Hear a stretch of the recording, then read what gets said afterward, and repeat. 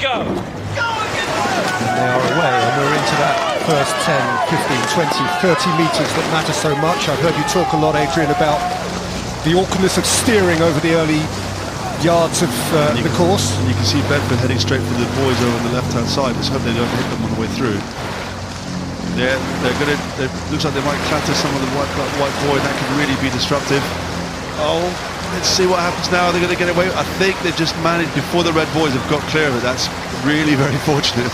Yeah, they dealt with the boys. Fortunately, they didn't flirt with the real booms, because that could have been a pretty perilous flirtation. Yeah, you don't often recover from the booms if that's what you do. So about a third of a length up there for Bedford, and Curlew still in the race there, obviously. Now it's a matter of finding, they've got through the trouble zone, they've got themselves onto the course. Now they need to find some efficiency and just tough it out, see who's got the best pace. So those tourists there in blue, the Curlew 4, Connor Austin in the bow, Alexander Gibbons at 2, Toby Churchus at 3, and Michael Scott in the stroke seat. And Bedford further from us as we look now, with Adam Dingley in the bow, Sam Baker, Matt Farley and William Todd. And it's really interesting. I mean, you can see the bounce of the water and it's quite rough, but Bedford look a much more polished crew, more neat and stuff, but it's not really giving them that much advantage. The Curlew crew are much more physical, and let's just see how the fitness pans out now. Interesting you mentioned physicality. When we watch an 8, there's often a lot of talk about weight. Is weight an issue so much here? In a Cox's 4, at the top level, power is always the most important thing. But in the Cox's 4, it's really quite skillful. You need to be able to balance that boat on a knife edge, and the steering, and there's a lot to it. And there's no Cox to take control. You need to communicate, and even people you're racing flat out and you can hardly breathe. Somebody needs to make commands and shouts and control and make sure everybody's trying to do the same thing. So it's a tricky boat, and power isn't everything in the Cox's 4. We see there the effort etched on their collective face. They have ground to make up.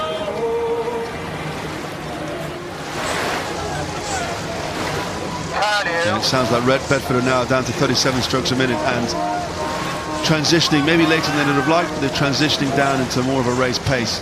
And that's a credit to Curlew's pressure they've put on Bedford. They've made them stay at that high pace. Oh, clues together. This is a worrying proximity of blades. Because Bedford do have that advantage, there ought not to be a clash in the immediate term. And if you're really cheeky and you're Bedford, you can move over and then get the contact and take the disqualification. That's not a nice way to win, but that would be the rules. If the other crew is under umpire's warning and then you touch blades, well, you're entitled to a win. The umpire did ask both crews actually to edge back into their respective lanes, as it were, and both have obliged without anything untoward occurring.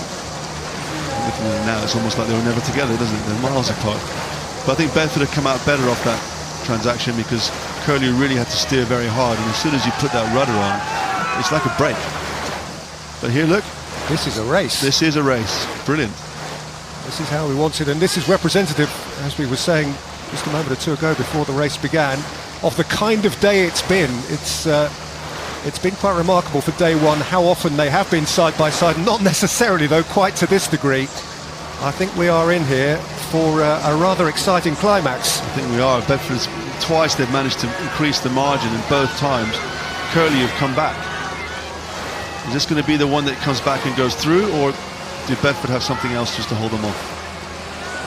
Bedford by very, very little, but every stroke is a telling stroke, and it seems to me that every stroke now is to the advantage of Curlew, who have just about caught up and maybe on the cusp of going past. I think they might have gone through, and you were talking earlier about the psychology of this. You've worked very hard to stay ahead, you've tried very hard twice to push away, but the other crew is still there, and now suddenly the pressure shifts to the leading crew, and Curlew really are putting Bedford under pressure. The umpire has had another word, principally I think with Bedford, who've been asked to shift a degree or two, and in a race this tight, again, every degree counts. Bedford being warned again. Bedford, who had an advantage at its best of probably a length, maybe a little bit more, have seen that advantage deleted and are now fighting for their lives in what could develop into the race, or one of the races of the day. This is going to be this is all between the ears, I think, from here on in. I think the crew that wants it and the crew that's prepared to dig in and keep their composure is the crew that's going to win this. Mind as much as body, rhythm, togetherness, and simply who wants it more. Yeah, again, umpire's been working hard on this race. Curlew again having to steer away, and yeah, it's still neck and neck. What an amazing race. And they're ahead.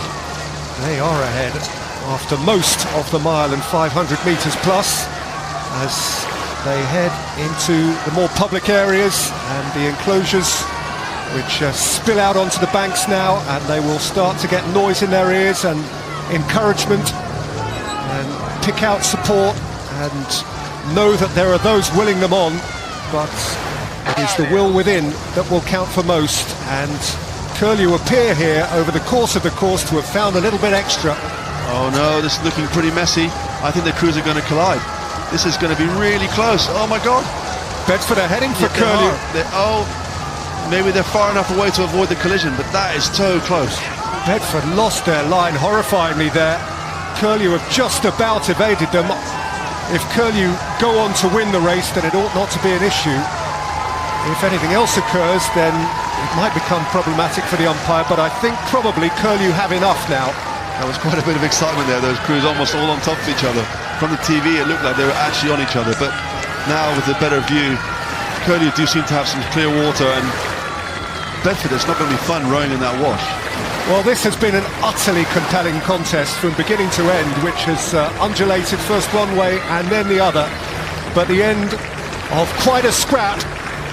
It is indeed the crew of Curlew Rowing Club who have done enough, shown muscle and might and mental strength, sometimes in trying circumstances, to get away from Bedford and progress in the Wyfold Challenge Cup. What a race.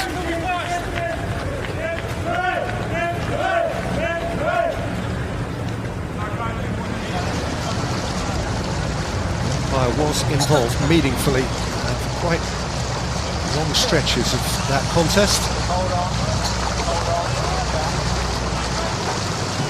And he has in fact indicated here, the umpire, that there is a conversation still to be had. He hasn't quite rubber stamped this yet. Bedford's hands were up. Let's hear what he has to say. That's been clashed. Yeah, so what happens, they move across and you follow them back in behind. Okay, so you work quite close to them.